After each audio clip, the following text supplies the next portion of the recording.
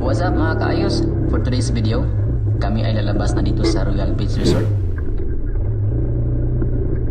Uwi na kami dahil wala na din makain. Napakamahalin po kasi ng kanilang pagkain. Ayun, pinalakad ko muna ang aking mag-ina sa unahan kasi masyadong mabato. Okay, let's go. Dahil nakakagutom, hihinto muna kami dito sa Jollibee ng Glan. This is our second time na din pala nakakain dito. At good juice din ito dahil medyo malayo pa ang Jinsan dito. Ayan, pagka-serve pa lang, naubos ko na agad ang pagkain sa sobrang gutom pa naman. Hi, Lian. What are you doing? Okay, let's eat spaghetti now. Okay, let's wait. Kahit aming liyan, kitang gutom din. At parang independent na ang aming liyan dito ah. Kahit madalas nagkapasubo lang siya sa bahay. Take a bite. It's a big mouth.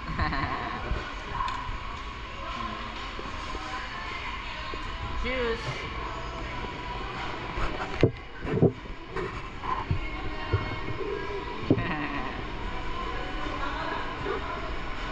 Take a bite na.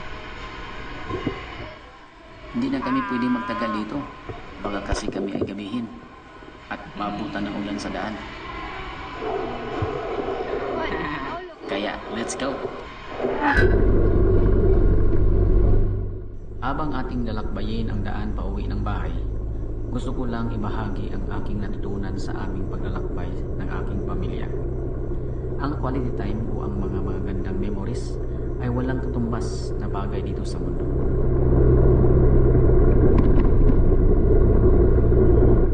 Kahit saan man tayo, sa Overview, Nature Park, or sa Dalampasigan, o saan man basta kasama ang pamilya, ay isang napakagandang paraan upang mapalakas ang samahan at pagmamahalan ng bawat isa.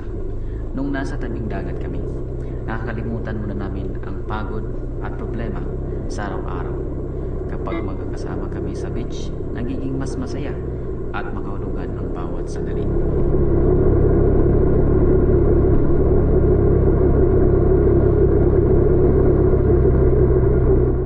Habang naglalakad kami sa buhanginan, sabay naming pinakinggan ang tunog ng alon at naramdaman ang sariwang hangin. Nagkakaroon kami ng oras na magkwentuhan, magtawanan at magbahagi ng aming mga karanasan.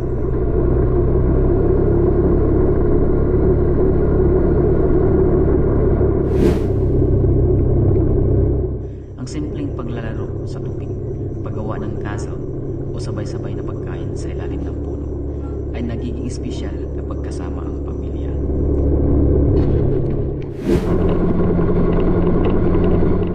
Sa beach, hindi lang kami nag-i-enjoy, kundi mas lalo rin naming nakilala ang isa't isa. Natuto kaming magtulungan, magbigay ng oras, at pahalagahan ang bawat sandaling pagkasama.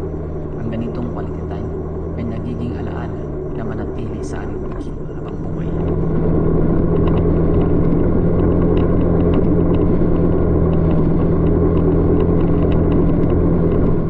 Sa huli, ang pagkakaroon ng quality time kasama ang pamilya sa Dalampasigan ay hindi lang tungkol sa saya, kundi tungkol sa pagmamahalan, pagkakaisa at paglikha ng masayang alaala na hindi